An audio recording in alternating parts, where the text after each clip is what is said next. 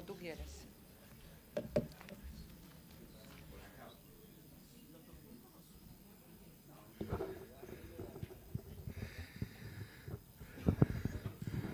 Hola. Bueno, buenas tardes a todos. Muchas gracias por acompañarnos. Bueno, yo soy el presidente de la asociación, que hoy estamos dándole bienvenida y lugar a FADAM, que ha organizado esta charla súper interesante sobre Dante y la Divina Comedia, de Emma Sanguinetti. Así que, bueno, la invito a Marta para que haga la presentación. Adelante.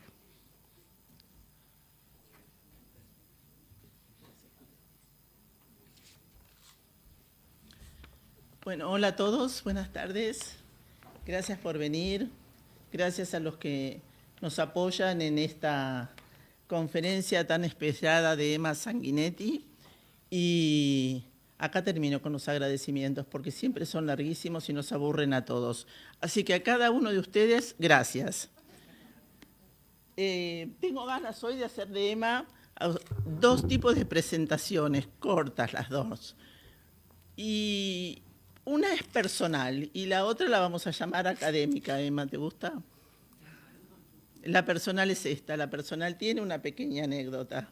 Y la pequeña anécdota es que desde febrero del 2020 que nosotros estamos programando esta actividad.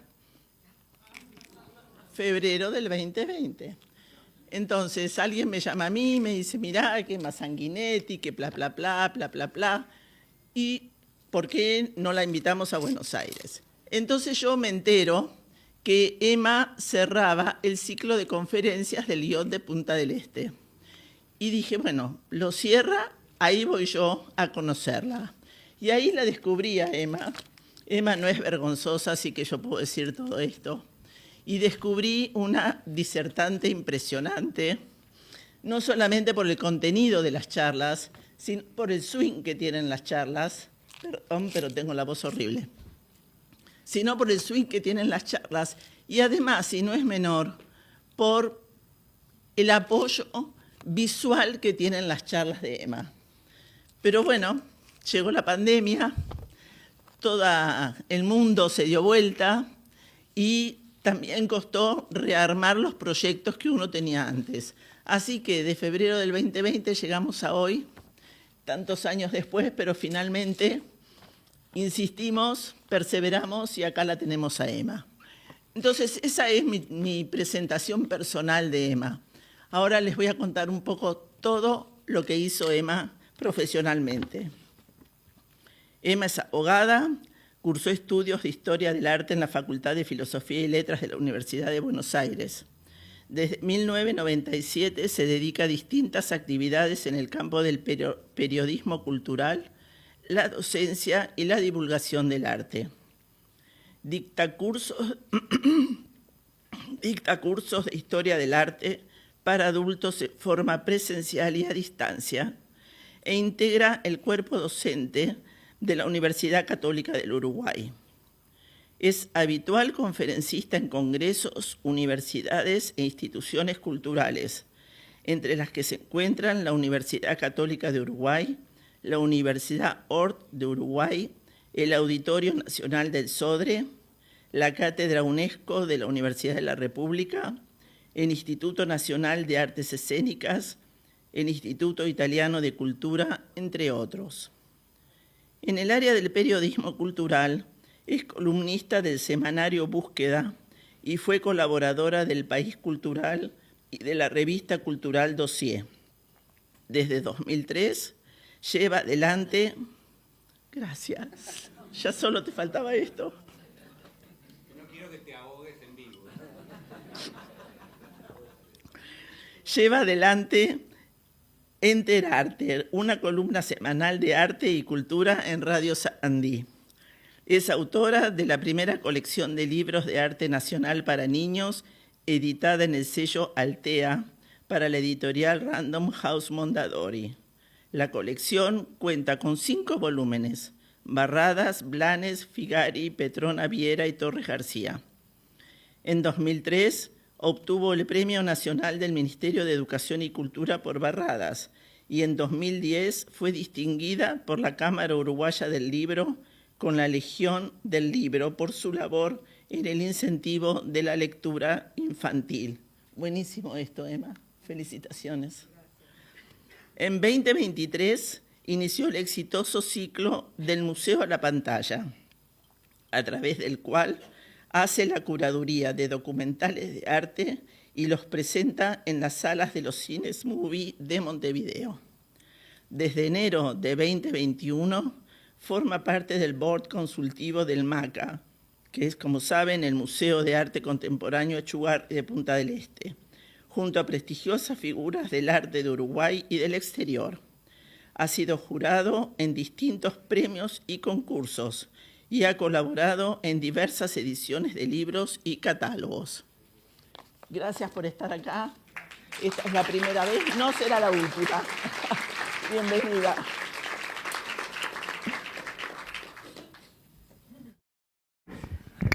Bueno, buenas tardes, bienvenidos todos. Gracias por acompañarnos en esta tardecita noche tan inhóspita. La lluvia siempre hace difícil a Buenos Aires, así que vale doble la presencia. Gracias a todos, de verdad. Se podrán imaginar que para mí es un sueño estar aquí. El Museo de Bellas Artes de Buenos Aires es, sin lugar a dudas, una de las colecciones más bellas y de las más completas de nuestro continente.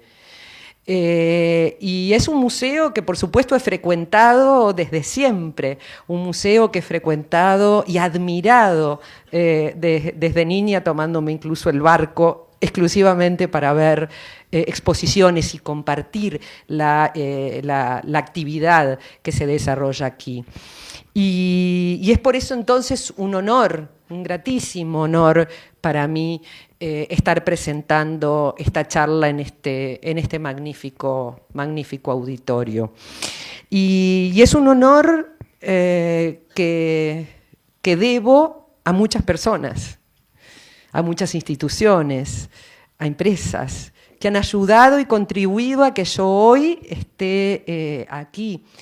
Y por eso, más allá del deber, es un gusto agradecer, sin lugar a dudas, a la Asociación de Amigos del Bellas Artes, a Andrés Gribnikov, a el doctor Julio César Crivelli, por supuesto a Fadam, a Marta Álvarez Molindi, que recién escuchamos. Gracias, Marta, por esa divina presentación.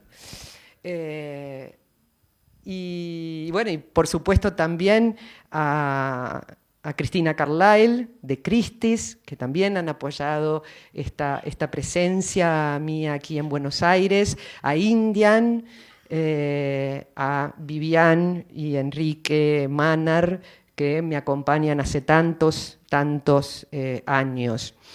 Y es gracias a la confianza, al esfuerzo y al compromiso de todos ellos que yo hoy estoy aquí. Y es un desafío enorme. Tengo a Crivelli acá, un dantesco connotado, pero bueno, hoy vamos a hablar del Dante, vamos a hablar de su Divina Comedia y vamos a hablar de este universo tan particular, el verso y la imagen.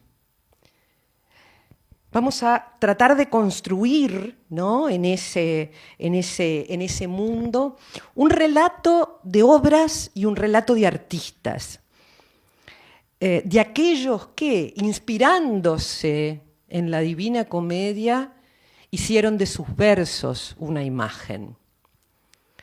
Sin lugar a dudas nos puede resultar hasta casi habitual el hecho de que un artista ilustre se inspire en la obra de un escritor. Los lazos entre la literatura y la historia del arte han sido y siguen siendo hasta el día de hoy lazos muy fecundos, lazos muy fértiles. Y esos lazos han construido, si se quiere, universos, vínculos, como decía recién, que podemos sentir habituales.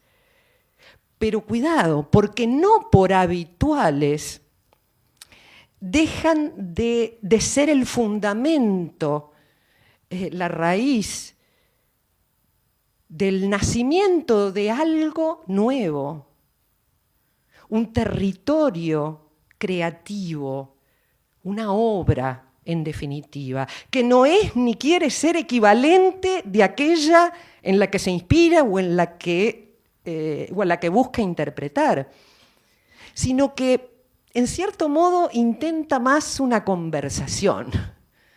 A mí me gusta imaginar esos versos y esas imágenes que a lo largo de la historia se han tejido, ¿no?, en este discurrir histórico, verlos como una conversación.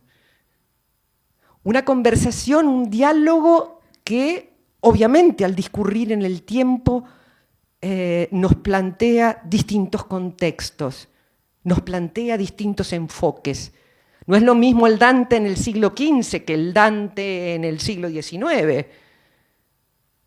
Contextos, enfoques, juegos de admiraciones que los artistas han tejido con esos escritores.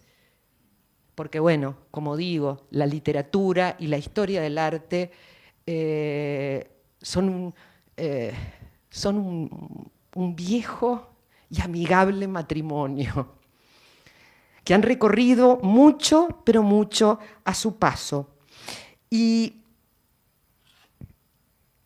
este universo creativo que, como digo, no busca ser un equivalente del otro, en la literatura y la historia del arte ha tenido casos absolutamente asombrosos por su singularidad. Uno de ellos, por ejemplo, más allá del Dante, es, no corre, uno prueba todo, a ver, uno prueba, ahí corrió, gracias. El Quijote de Picasso. Este es un caso bien claro de cómo es posible que se genere una identidad asombrosa entre una obra de arte y la obra en la que se inspira. Este Quijote, Picasso lo crea en 1955 para la revista Les Lettres Françaises, que en aquel momento dirigía un amigo de Picasso, el famoso poeta Louis Aragon.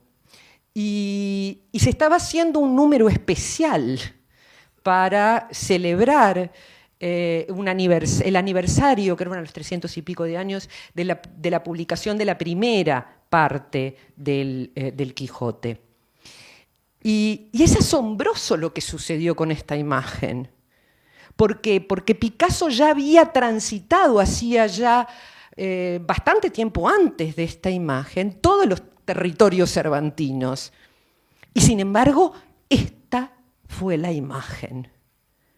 Esta fue la imagen que de la tapa pasó al cartel y a partir de allí se convirtió en una especie de ícono universal, cargado de una fuerza simbólica enorme. Pensemos que estamos hablando de la década del 50, contexto de posguerra, el franquismo en España. Y allí está, entonces, toda esa carga que termina convirtiendo a esta imagen del hidalgo caballero y de Sancho Panza en ese ícono. Sin duda, de la historia del arte nos daría muchísimos más ejemplos. Yo tomé únicamente este de Picasso para comenzar. Pienso, por ejemplo, en Las flores del mal de Baudelaire, ilustradas maravillosamente por ese pintor simbolista francés que es Odilon Redon, gran pintor simbolista del siglo XIX. Pienso en los personajes y en las historias de Shakespeare que los pintores victorianos con tanta intensidad se involucraron, se inspiraron y pintaron una y otra vez. Pienso ya más en el siglo XX, en el Ulises de Joyce, ilustrado nada menos que por los dibujos de Henri Matisse. Sería interminable la lista. Pero nosotros vamos a hablar del Dante.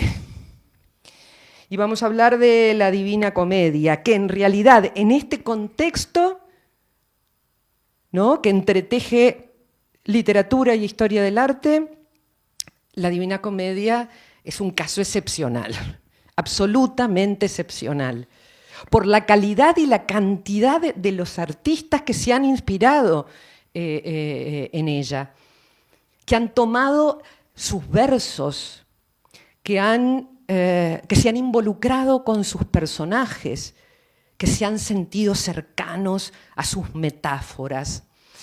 Y es realmente asombroso el caso. Precisamente lo que estamos viendo es una imagen, ¿no?, de algunas de las ediciones de la famosa traducción del presidente Bartolomé Mitre, que creo yo que forman parte de la colección del Museo Mitre de Buenos Aires y que creo yo que es una traducción fundacional. Y cuando digo fundacional lo digo en varios sentidos, ¿no? Acá tengo a Botana, que me da como hasta temor meterme en este tema, pero, perdón Natalio, pero es fundacional, creo yo, en muchos sentidos, en la construcción intelectual de Argentina. No en vano, de algún modo, la Divina Comedia es de todos los clásicos el que tiene una penetración inmensa en la tradición de la cultura argentina. Pero también es fundacional, ¿por qué? Porque bien sabemos que la Divina Comedia, así como ha sido territorio de las artes visuales, y podemos decir que el Dante es el poeta más pintado, la Divina Comedia como libro es uno de los de más difícil traducción.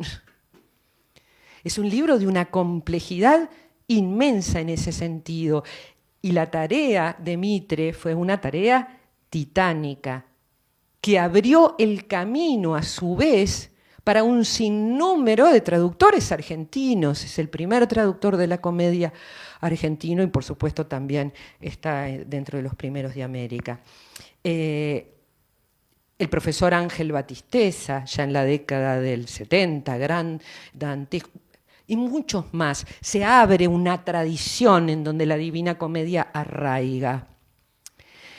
Pensemos que la traducción del Infierno, la primera edición del Infierno de Mitre es de 1889 y la versión completa y definitiva es de 1897.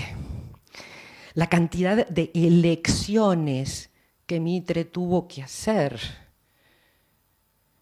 verso, prosa, verso rimado como finalmente, pero mantengo el endecasílabo dentesco, pongo el acento en la sonoridad, pongo el acento en lo textual, es inmenso la dificultad.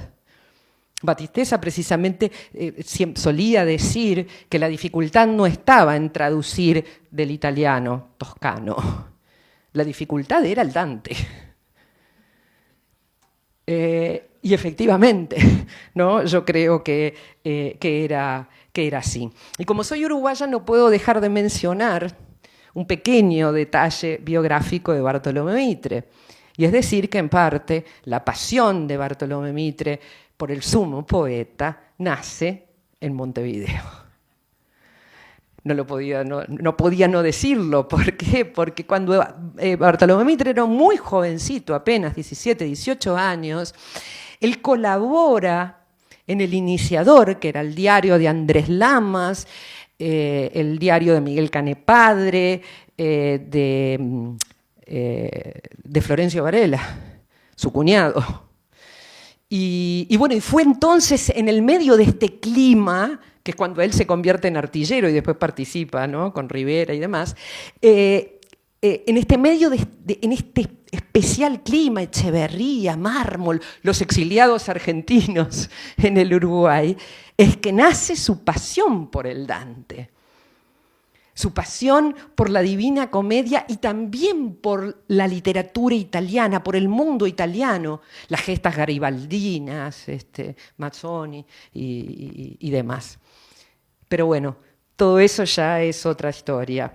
Comencemos nuestro viaje de versos e imágenes, el que quiero iniciar con este retrato del Dante. Una obra de Andrea del Castagno, un fabuloso pintor florentino del siglo XV, que quizás lo ubiquen más por su espectacular condottiero, Niccolò da Tolentino, que tiene en el Duomo de Florencia, en Santa María dei Fiori. Andrea del Castagno pinta esta obra. Esta obra se restauró en 2021, está en los Uffizi hoy, en la Galería degli Uffizi. Se restauró en 2021 cuando el aniversario de los 700 años de la muerte del Dante. Y se restauró porque efectivamente necesitaba restauración, es lo que se llama un fresco staccato, o sea, retirado de la pared, ¿no? Hoy están los Uffizi, pero originalmente estaba pintado en lo que fue una de las primeras galerías de personajes ilustres, que era algo no muy común aún todavía en el 400. Estaba en una vila en las afueras de Florencia que pertenecía a un magistrado, un gonfaloniero de la justicia. Y esta obra me permite introducir el tema. Y quiero hacerlo a través de un pequeño texto de otro gran argentino, poeta y dantesco, que fue Jorge Luis Borges, que como bien sabemos, ¿no?, tiene sus famosos 9 ensayos dantescos. Y Borges dio una conferencia en 1958 en el Instituto Italiano de Cultura de aquí, de Buenos Aires. Y quiero leer un trocito de lo que allí dice Borges. Y dice: pensar en Italia es pensar en Dante. En esta equivalencia creo advertir una singular felicidad que trasciende el hecho de que Dante sea el primer poeta de Italia y tal vez de los primeros del mundo. Y entonces es interesante porque Borges se hace una pregunta. ¿Qué elementos integran lo que hemos convenido en llamar la cultura de Occidente? Lo que hablábamos con Crivelli antes de empezar. Doy dos muy diversos: el pensamiento griego y la fe cristiana, o si se prefiere, Israel y Atenas. En cada uno de nosotros confluyen de un modo indescifrable y fatal esos antiguos ríos, y nadie ignora que esa confluencia es obra de Roma. En Roma se reconcilian y se conjugan la pasión dialéctica del griego y la pasión moral hebrea. Y concluye: el monumento estético que une estas dos direcciones del espíritu se llama Divina Comedia. Y este pequeño texto de Borges nos dice en cierta forma que somos parte de Occidente porque somos itálicos y en consecuencia dantescos. Y de este modo entonces está llamándonos la atención sobre el Dante y su obra para que entendamos cómo hay un hilo conductor que nos conecta culturalmente a ese otro mundo y que hace a la vigencia efectiva de ese pensamiento y que convierte efectivamente a la Divina Comedia del Dante en piedra angular de nuestro mundo. Quiero que veamos Miren qué belleza. Este es el Códice Tribulciano 1080, que es, les voy a poner más grande, la letra capitular. Miren qué divina, es una letra historiada. Ahí están, es historiada porque tiene la historia dentro, la letra. La historia está protegida. La historia está protegida por la palabra, que es el sentido original que en el medioevo tenían las letras historiadas. Y este códice es del año de 1337. Es considerada la edición más antigua de la Divina Comedia. Y es así entonces que por lo pronto desde 1337 ha llegado hasta nosotros y así nos acompaña. Y cuando tomamos contacto con ella, aprendemos inmediatamente la potencia sonora que tienen sus tercetos. Esa increíble métrica que el Dante articula canto a canto, hasta construir una especie de arquitectura sonora en sus versos. ¿Cómo no pensar en ese impresionante comienzo, el canto primero del infierno, que quiero que veamos con esta maravilla, que es uno de los grabados de uno de los más grandes de la historia del arte con respecto al Dante, que es Gustave Doré, el gran pintor y grabadista francés. Y creo que todos alguna vez hemos querido decir en voz alta ese comienzo. Yo no voy a hacer la excepción. Nel mezzo del cammin di nostra vita mi ritrovai per una selva oscura que la dirita vía era smarrita. En la mitad del camino de la vida me vi perdido en una selva oscura. Y no importa si sabemos o no sabemos italiano, no pasa por ahí. ¿Por qué? Porque lo impresionante es que lo que percibimos es una maquinaria sonora, es algo que se ha construido como se construye arquitectónicamente. De allí entonces la exacta precisión con la que el Dante es capaz de, o encuentra la forma para decir lo que dice y cómo lo dice, porque son las dos cosas, es lo que dice y cómo lo dice. Y eso ha terminado entonces construyendo, si se quiere, esa otra gran arquitectura que es la visual, que es la que acompaña la maquinaria sonora y maquinaria visual, que obviamente con lógica ha generado el nacimiento de múltiples obras maestras a lo largo de la historia. Miren qué maravilla, la Capella de San Brizio en Orvieto, obra de Luca Signorelli, artista de finales del siglo XV al siglo XVI, que en el altar mayor tiene un universo absolutamente dantesco.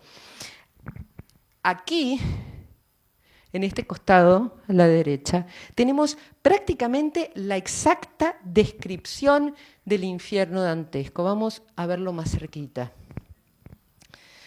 Vemos allí las almas que corren, porque, a ver, estamos, ¿no?, en el desarrollo de los lenguajes naturalistas del Renacimiento. Miren las almas que corren con las manos en su cabeza, los condenados que son conducidos por ese diablo que lleva el estandarte blanco. Caronte en su barca. Minos y Caronte, los dos grandes personajes legendarios de la Divina Comedia, que son los del inframundo. Allí tenemos a Minos, que envuelve en su cuerpo su cola de serpiente, ¿no? Esta imagen está efectivamente a un costadito. Y bueno, y acá tenemos, por supuesto, ya sobre el costado de la pared, el tumulto de los condenados, los cuerpos que se retuercen, las poses, que como digo son tremendamente intensas, pues porque ya estamos evidentemente en un lenguaje profundamente expresivo desde el punto de vista naturalista. Y me importó comenzar por Signorelli. ¿Por qué? Porque no siempre se recuerda la influencia que tiene este fresco y específicamente este infierno en el juicio final más famoso de la historia, que es, por supuesto, el de la Capilla Sixtina de Miguel Ángel. Un juicio que es profundamente dantesco, en el sentido de que es intenso, dramático, violento, y que que recibió una enorme influencia del De Luca Signorelli. Y recibió esa influencia porque tenemos documentada la presencia de Miguel Ángel en 1506 en Orvieto, cuando recién se acababan de terminar, por eso mostraba todos esos tumultos de condenados, cuando recién se acababan de terminar los frescos de Sambrizio. Y sabemos del impacto que efectivamente tuvieron sobre él.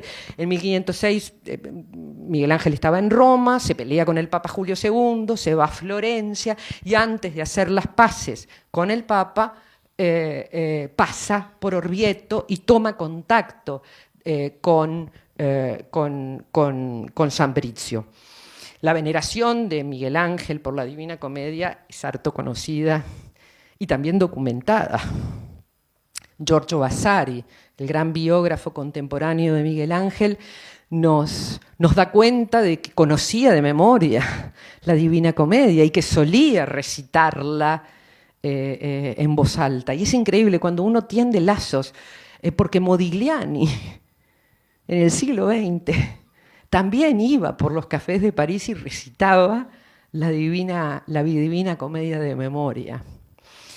Y fue, además, Miguel Ángel, este dato es interesante, fue firmante, allá por 1500, ya finales de la década de 1510, de la petición para el regreso del cuerpo del Dante a Florencia, cosa que, como bien sabemos, no ocurrió.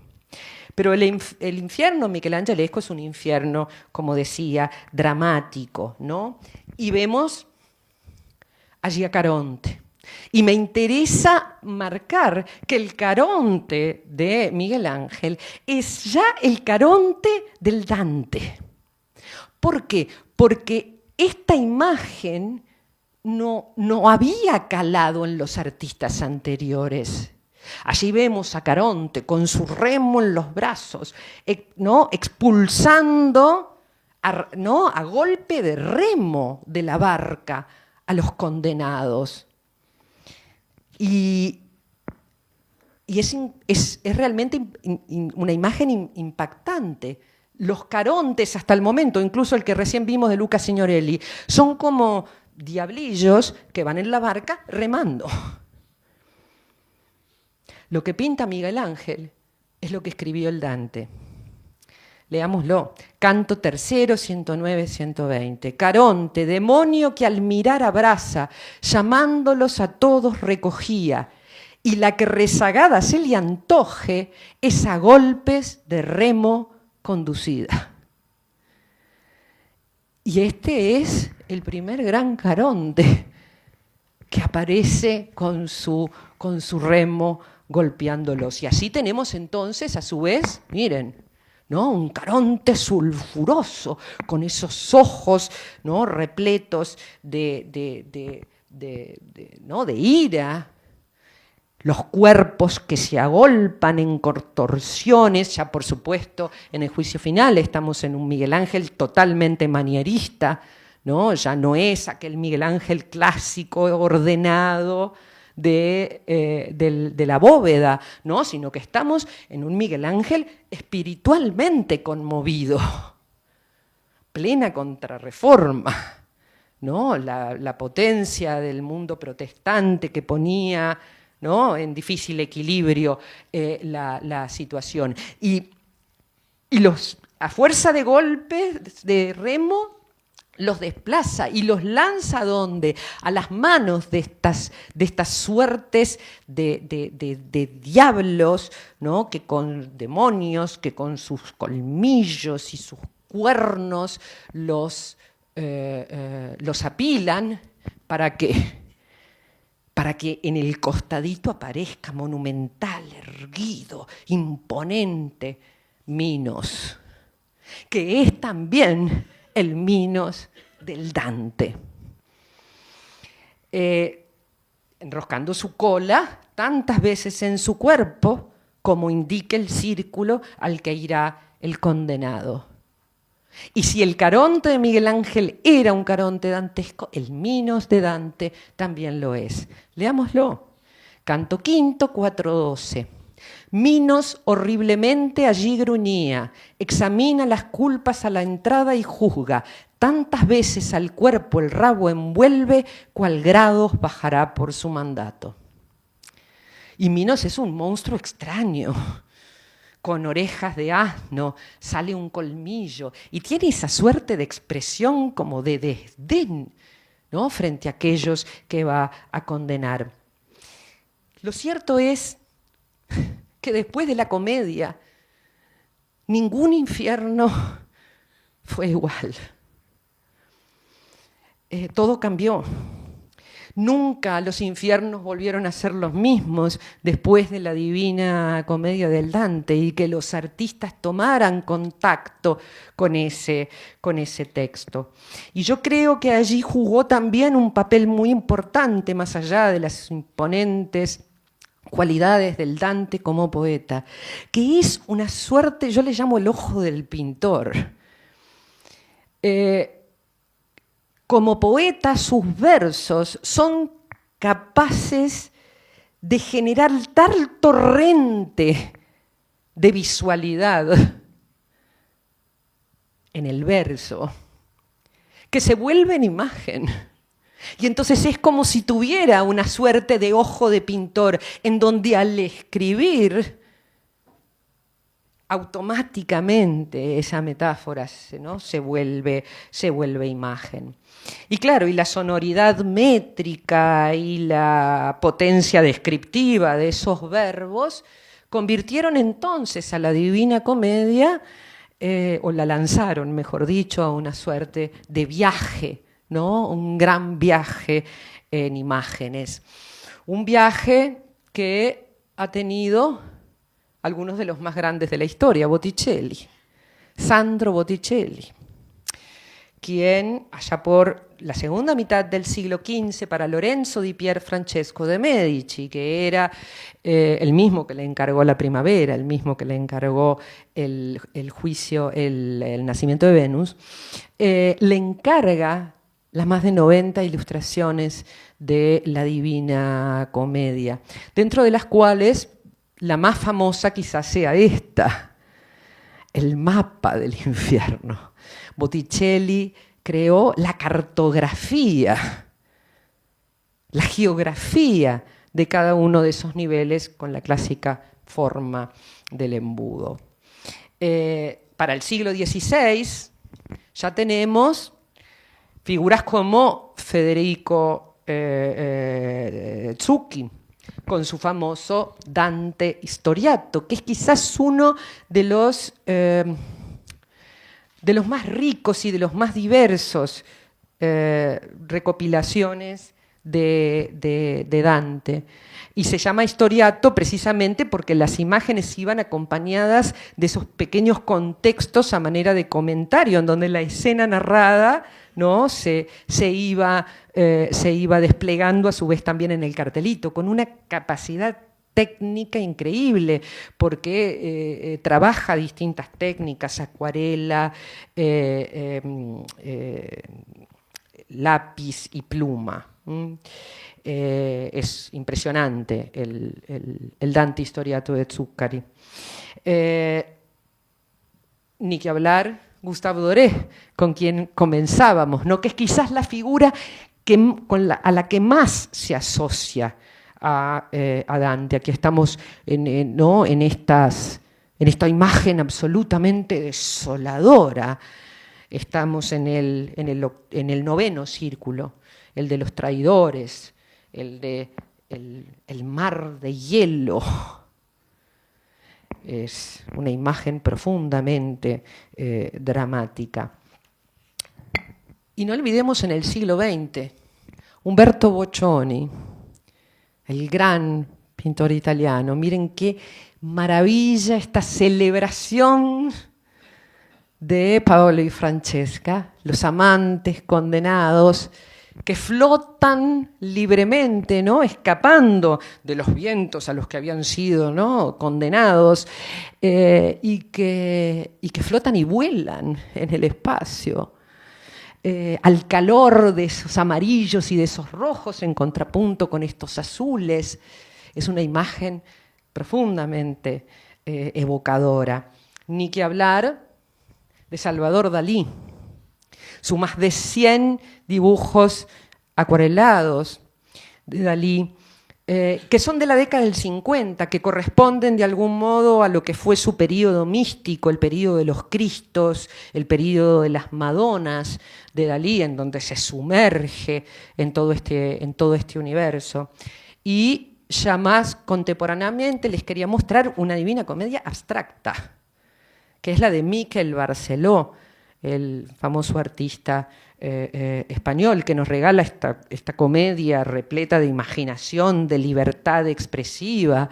Bueno, aquí en Argentina, el maestro Carlos Alonso, ¿no? que desde la década del 60 se sumergió también en el mundo dantesco, y sin lugar a dudas podríamos continuar y seguir este increíble viaje artístico, una fortuna iconográfica que vuelve literalmente el caso del Dante y de la Divina Comedia algo único. De todos modos, yo quiero reparar en que la comedia tiene un tiempo preciso y un lugar preciso. Dante vive a caballo entre el siglo XIII y el siglo XIV. Esto es, entre el pensamiento medieval y las nuevas, ¿no? las nuevas ideas humanistas del mundo renacentista. De allí entonces que el Dante es contemporáneo de otros grandes del Trecento italiano, como es el caso del Giotto di Bondone, que estoy ejemplificando con su maravillosa Cappella Scrovegni en Padua. Dante y Giotto encarnan, si se quiere, toda esa renovación intelectual y artística que se estaba efectivamente produciendo en aquel momento. Es más, tenemos el documento, aunque algunos lo discuten, de que es posible que el Dante haya conocido, que haya ido a la Cappella Scrovegni de Padua. En todo caso, sí está claro que el Giotto aparece en la Divina Comedia, cuando lo coloca un poco con su maestro, Cimabue, reflexionando el Dante, fíjense qué modernidad, ¿no? sobre la transitoriedad de la fama. ¿Por qué? Porque el Giotto había superado completamente a su maestro. Encarnan entonces esa redefinición artística. De allí que hay un historiador del arte italiano, Vittorio Sgarbi, que él dice que la Cappella Scrovegna es la comedia del Giotto, es la Divina Comedia del Giotto, ¿no? Las entrelaza. Y si lo pensamos desde el punto de vista iconográfico, sin lugar a dudas, se entrelazan, ¿no? Cuando pensamos que la capela iconográficamente es la historia de la salvación que se completa a través de la vida de Jesús, que continúa en la pasión y que culmina aquí, en el juicio. Hay una profunda influencia tomista tanto en la Divina Comedia como en la iconografía del Giotto, más allá de que, bueno, hay que decir que también hay muchos que hablan de la lógica influencia agustiniana, pero bueno, Santo Tomás está en los dos, está en Giotto y está en la Divina Comedia. Los bienaventurados a la derecha. Miren qué divino Enrico Scrovegni aquí a los pies, ofrendando por el alma de su padre, Reginaldo Scrovegni, el modeletto. Esta es la capilla que está pintada, ¿no? Esta es la capilla de Padua. Y ofrenda el modeletto de la capilla por la salvación, obviamente, de su padre, que el Dante, por cierto, lo manda al infierno, porque está en la Divina Comedia con los usureros, ¿no? Mientras que con lógica, el infierno del Giotto es un infierno muy atado a lo medieval, muy atado a toda la escatología del libro del Apocalipsis, ¿no? De San Juan, o sea, está aún todavía, por supuesto, con lógica, muy ligada a todo ese universo. Pero todo esto importa también porque, y por eso pongo el acento en esto, porque no podemos olvidar la dimensión teológica que tiene, evidentemente, la Divina Comedia, que es vital, que nos estructura, si se quiere, hasta el día de hoy. Y esa dimensión teológica es impresionante. La plantea y la deja bien en claro Rafael Sanzio en el Vaticano, en la Stanze delle Signature. Allí está la Escuela de Atenas, aquí está el paraíso. Miren, Rafael pone al Dante en el paraíso, acompañado de Virgilio y de Homero. Celebra al Dante como poeta en el Parnaso. Pero en la disputa, allí está, allí lo vemos más cerca, ahí están los tres. Pero en la disputa del Santísimo Sacramento, que es el fresco que está enfrentado a la Escuela de Atenas, aquí, vamos a verlo más cerca, coloca al Dante. Y lo coloca entre los doctores de la Iglesia. El Papa, Santo Tomás, hasta Savonarola. Celebra a su vez a ese otro Dante que es el teólogo que completa al poeta. Y eso se hace en esta habitación maravillosa que pinta Rafael. Y como les decía recién, si la Divina Comedia tiene un tiempo, y aquí está toda esa teología y todo ese universo que forma parte de su época, el Dante y la Divina Comedia tienen un lugar físico, y ese lugar es Florencia. La ciudad en la que el Dante nace y vive, y a la que va a estar vinculado a lo largo de toda su vida, para bien y para mal. Lo estamos viendo en una de las imágenes más famosas del Dante, que es esta maravillosa alegoría que está en Santa María del Fiori, en la Catedral de Florencia, y que es obra de Domenico Michelino, pintor del siglo XVI. Y es interesante cómo lo plantea. Fíjense cómo a la derecha el símbolo de Florencia, la cúpula de Brunelleschi. El Dante exhibe su obra a Florencia. En el otro costado, obviamente, ¿no? Infierno, purgatorio, paraíso. Y completa la imagen, ¿no? También muy poéticamente, ese otro paraíso que es el cielo, evocado en ese arco repleto de las famosas estrellas, con las que culmina la Divina Comedia. Y Dante es la Toscana. Él y su Vicenda, toda su energía vital, es la Toscana. Es sus palacios, es sus vilas, es sus iglesias. Todo ronda alrededor de ese universo florentino. Y sobre todo alrededor de la gran disputa en la que toda Italia se vio sumergida, que fue la famosa lucha entre güelfos y gibelinos, que desgarró a Italia y especialmente a Florencia, la lucha entre el emperador y el papa, que va a terminar en el año de 1302 con la condena de el Dante, cuando toma el poder en Florencia la facción de los güelfos Neri. Él era de los güelfos Bianchi, bueno, y después dejémoslo ahí, porque es complicada ese momento de la historia.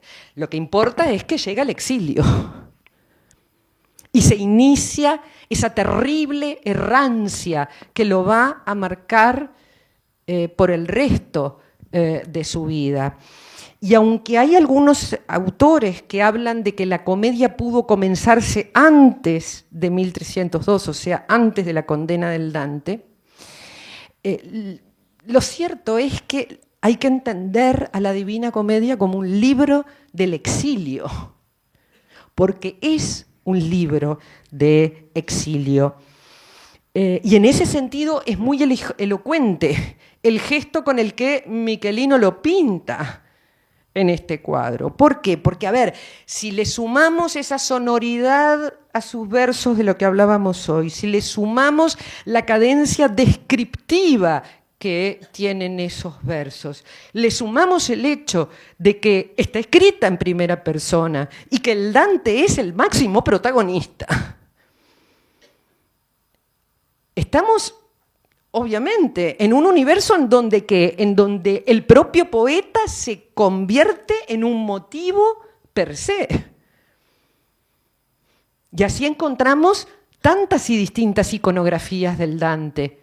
La del Dante poeta y la del Dante protagonista. El Dante poeta es Michelino, es la que veíamos de Andrea del Castaño. Sin lugar a dudas, es una iconografía muy, pero muy potente, que además nos permite algo fabuloso, que es ver cómo con el correr del tiempo las cargas simbólicas y los contextos a través de la figura del Dante se van transformando y cambiando. El Giotto fue quien pintó el Dante arquetípico, que lo hace a partir de la famosa descripción que hace Boccaccio. Nariz aquilina y cabellos espesos que no se dejan ver por llevar siempre el capelo y el hábito rojo. Pero para el siglo XVI, este Dante que nace con el Giotto, mírenlo, il Bronzino, gran pintor manierista del siglo XVI, el pintor áulico de la corte del gran duque Cosme de Medici. Allí lo vemos al Dante en una torsión, es un pintor manierista, ¿no? Miren, la cabeza, el torso va para un lado, los brazos, las rodillas van hacia el otro. Pero fíjense, ¿no? Gira la cabeza, mira hacia allá, esta otra mano protectora, ¿dónde está la mano? La mano cae sobre la cúpula de Brunelleschi. Recuerden siempre, no la pudo ver, es del 400, pero no importa, es Florencia, es la ciudad. El campanile del Giotto Es el conjunto catedralicio de Florencia, el poder espiritual de Florencia. La mano del Dante va hacia allí. Y la luz que ingresa permite leer el libro. Estamos en el canto 25 del Paraíso.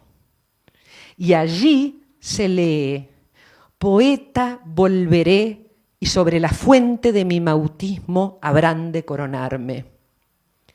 Aquí ya estamos en una reivindicación absoluta, siglo XVI, del Dante, de este exiliado que se proclama en su propia, ¿no?, en su propia obra: voy a regresar, tomando en cuenta además que sabido era que el Dante había sido bautizado en el baptisterio de San Giovanni, que es el tercer elemento que completa el conjunto catedralicio florentino. Y se habrá vuelto, porque para el siglo XIX el Dante ya se yergue, no Florencia, es Italia, ¿no?, con toda la magnificencia expresiva y heroica. Siglo XIX, este es el famoso Dante de Enrico Pazzi, un gran escultor de aquella época, que es el Dante que está al costadito de Santa Croce. Santa Croce es la iglesia en donde está el gran panteón de los genios toscanos, y allí está el cenotafio vacío de ese exiliado que murió en Rávena, y hasta el día de hoy está vacío, y el Dante en efigie está afuera. Ahora, el Dante protagonista, el Dante personaje, también, no ya el Dante poeta, también tiene una iconografía vastísima y fabulosa. Yo la quiero ejemplificar rápidamente, me estoy quedando sin tiempo. Delacroix. Este es uno de mis Dantes preferidos.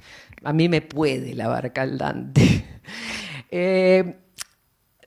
Delacroix lo presenta en el Salón de 1922. Tenía 24 o 25 años.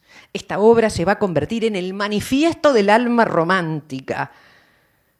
Dante y Virgilio, ¿no?, exaltados en el medio de esos fuegos, el mar de los, ¿no?, la laguna de los iracundos, ¿no? Ellos van en la barca conducida por Flegia. Estamos en el quinto círculo, en el círculo de los iracundos, ¿no? Y allí los vemos en las aguas pantanosas, la ira, ¿no?, intentando subir a la barca. Es una imagen profundamente poderosa, expresiva. El gesto, ¿no?, hasta de temor del Dante, las llamas en el horizonte. Y fíjense qué maravilla, ¿no?, porque Delacroix es quien inicia, el que da el golpe a el nuevo universo del color. El color va a ser su instrumento. Revolución que van a terminar los impresionistas a finales de este siglo. Por eso los impresionistas siempre a su vez reconocían a Delacroix, ¿no?, le père de tous, el padre de todos, le decían. ¿Por qué? Porque es el primero que empieza a utilizar los colores en contrastes, y esa es su herramienta con la que construye el estado psicológico de los personajes. Miren ese Dante atemorizado, ese Virgilio sereno. La vibración de los colores, el bonete rojo en contra de la luminosidad de los cuerpos. Miren las extrañas poses, son pura luz. El herrumbre de la teatral capa de Virgilio, en contraposición con el azul, el azul que ondea en la espalda de Flegias. Es una obra de una potencia enorme. La década de 1850 ya, esta es de la década del 20, para 1850, 1860, todo el Salón de París, que era por supuesto la meca del arte en aquel tiempo, se llena de pinturas dantescas. Todos los artistas pintan a la Divina Comedia, incluido el gran grabadista Gustave Doré. Doré a veces es tal la fuerza que tienen sus grabados que nos olvidamos que fue un hombre de un talento técnico impresionante, porque fue pintor, dibujante, escultor, acuarelista, bueno, y por supuesto grabador e ilustrador. Este cuadro mide 3,15 metros por 4,50 metros. 4,5 metros, donde nos coloca una vez más en esa misma imagen que nosotros habíamos visto de Doré, pero en el grabado. ¿Por qué? Porque estamos en el 9º círculo, ¿no? El lago helado, congelado de los traidores. Y se cree que el esfuerzo enorme, monumental, para crear una obra de estas dimensiones que hizo Doré es precisamente, esta la presenta en el Salón 1860-61, ¿por qué? Porque los grabados tenían demasiado éxito y él quería ser pintor, quería ser reconocido como pintor y entonces presentó esta obra imponente, ¿no? Que si la miramos con respecto a la resolución que le da Doré a esta misma escena en sus grabados, vemos una diferencia enorme. Fíjense cómo en el grabado, el Dante y Virgilio, allí, son esas dos pequeñas siluetitas que se pierden en la inmensidad de este escenario de hielo brumoso, mientras que en el cuadro se yerguen en el eje, en el centro de la obra, monumentales ambos. Esos rostros fantasmagóricos, la bruma del frío los envuelve, los cuerpos, fíjense, los cuerpos de los condenados que emiten esas luces, los hielos que se resbalan sobre la superficie. Fíjense además que los cuerpos rodean como si fuera un círculo a las dos figuras, azul y rojo. Y los rostros trastornados, ¿no? surgen desde la niebla. Es una obra tremendamente potente. Lo que sucede también es porque el Dante es capaz de generar tal vínculo de intimidad con los personajes que va encontrando a lo largo de su viaje, que claro, que pasan cosas increíbles. Uno de los personajes más icónicos es Pablo y Francesca, que estamos viendo aquí en este maravilloso grabado del gran pintor y grabadista romántico William Blake, inglés, que hace una Divina Comedia absolutamente excepcional. Sobre todo porque Blake era poeta, era pintor, era artista y poeta. Y no era cualquier poeta y cualquier pintor, era un místico, era un profético, era un hombre que tenía unas ideas un tanto complejas. Y el círculo de los lujuriosos condenados a esos vientos que aporrean y zarandean los cuerpos del mismo modo en el que fueron arrastrados por la pasión, tienen en Blake un aire de compasión. Fíjense que escoge el momento en el que el Dante se desmaya después del relato de Paolo y Francesca. Y fíjense a su vez cómo los amantes condenados terminan ¿dónde?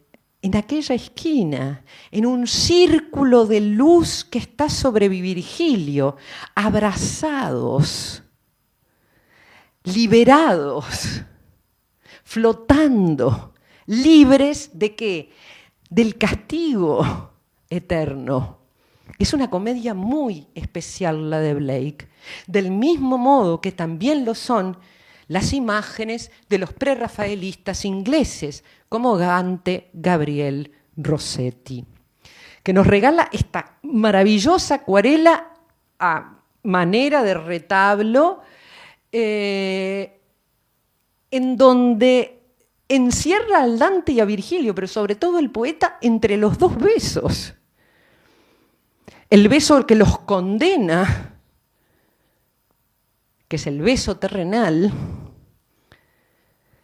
y el beso ya, ¿no?, en medio de las llamas y el viento. Utiliza el viejo formato narrativo del retablo. 3 imágenes que se conectan, a través de las cuales construye, ¿no?, y nos regala esa idea escenificada del Dante.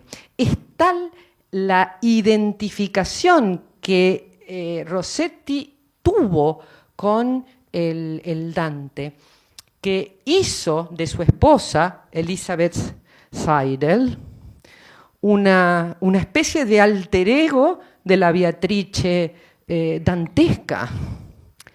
Dante Gabriel Rossetti era hijo de un expatriado italiano que por cuestiones políticas había terminado dando clase, era un dantesco de literatura, especialista en Dante, termina en Inglaterra y por eso Rossetti nace en Inglaterra, va a ser uno de los integrantes de la famosa hermandad prerrafaelista.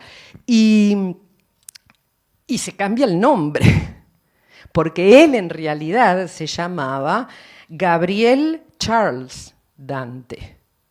Y él se invierte el nombre y se pone Dante Gabriel Rossetti.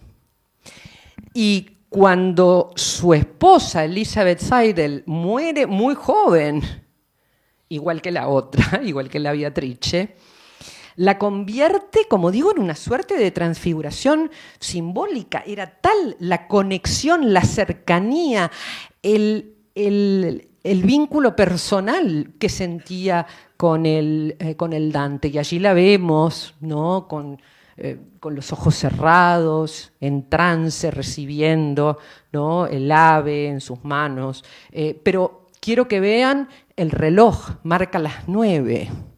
Un número muy importante en la Vita Nuova, que es la primera obra del Dante, que Rossetti tradujo al inglés.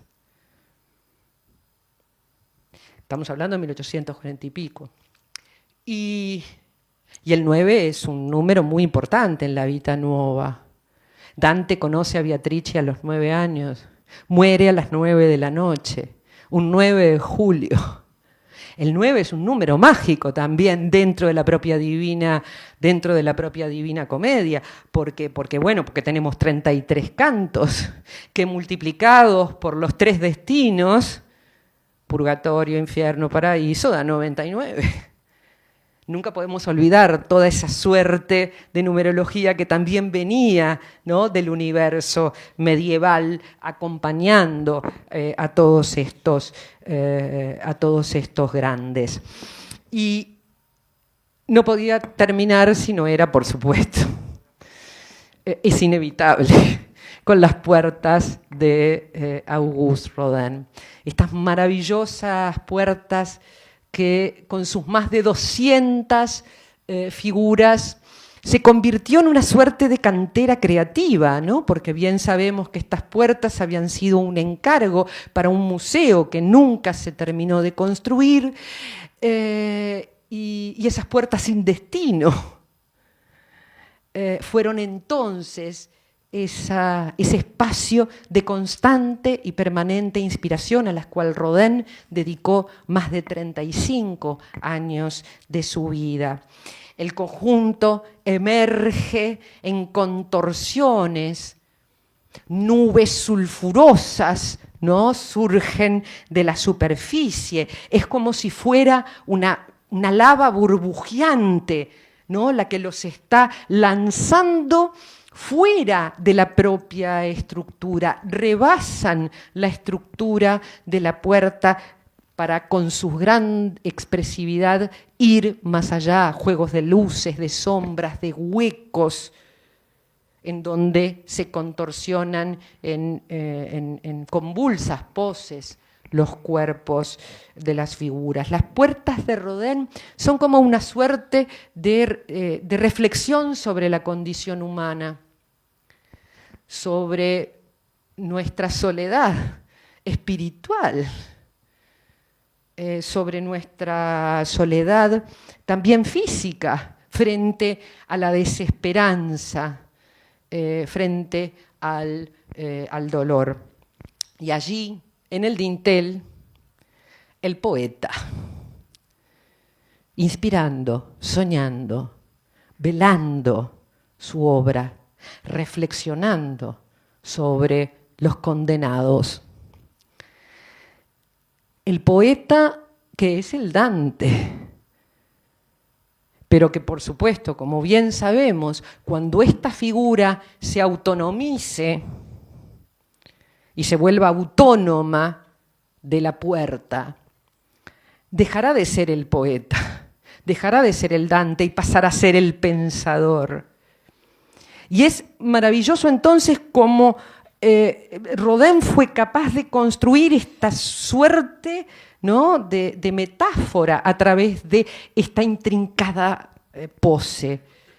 En la puerta es el Dante, es el poeta reflexionando sobre la condena, sobre la inspiración de su obra. Cuando es el pensador, es el acto de la reflexión. De allí que no es casual ni ocioso el lugar que tiene el fantástico Rodin que tienen ustedes en Plaza del Congreso. Es una metáfora, sin lugar a dudas. En la parte más alta es el acto de la reflexión. En la parte más alta, las tres sombras, que son las almas, que son esas almas que encuentra llegar al infierno, que le señalan al Dante la famosa inscripción de la puerta: vosotros que entráis, abandonad toda esperanza. Y Rodin hace algo increíble con estas formas, que son de una modernidad asombrosa, porque es la misma escultura, es exactamente la misma, solo que las coloca en este terceto de poses, haciendo entonces que el eje prácticamente quede girando. Las tres marcan con sus manos, obviamente, la inscripción, ¿no?, de la puerta, que en este caso además es metafórica, porque la inscripción no está. La inclinación de las cabezas, fíjense, es tal, con los cuellos, que forman una línea recta. Es una obra absolutamente asombrosa, ni que hablar la expresividad muscular de las espaldas. ¿Y qué decir del beso, que liberado de la puerta es un símbolo de la celebración del amor, mientras que el beso dentro de la puerta es, en cambio, la condena. Es el beso que condena a Paolo y Francesca. Italo Calvino dijo: un clásico es un libro que nunca termina de decir lo que tiene que decir. Y sin duda la Divina Comedia del Dante sigue diciéndonos: este viaje continúa. Pero por encima de todo, creo yo, que la Divina Comedia del Dante nos sigue hasta el día de hoy ayudándonos a reflexionar sobre nuestra falibilidad, sobre nuestras flaquezas, sobre nuestra vulnerabilidad. Pero como siempre en el Dante, dejándonos esa cuota de esperanza, esas estrellas que nos esperan al final del camino. Muchas gracias. Gracias.